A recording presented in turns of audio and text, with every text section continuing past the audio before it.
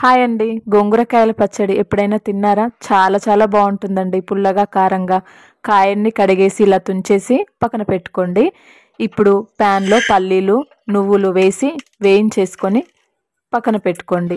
ఇప్పుడు ప్యాన్లో కొద్దిగా నూనె తీసుకొని జీలకర్ర, శనగపప్పు, మినప్పప్పు, వెల్లుల్లి రెబ్బలు, తగినన్ని మిరపకాయలు వేసి వేయించేసుకొని పక్కన పెట్టేసుకోండి.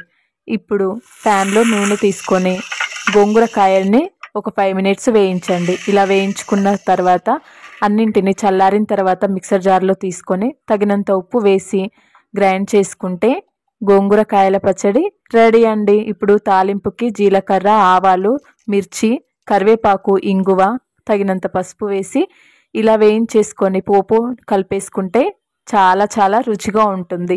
ఇలా అన్నంలో కానీ, రోటీలో కానీ, చపాతీలో కానీ దేంట్లో తిన్నా చాలా బాగుంటుంది. ఉల్లిపాయలు వేస్తే మరీ మరీ బాగుంటుంది.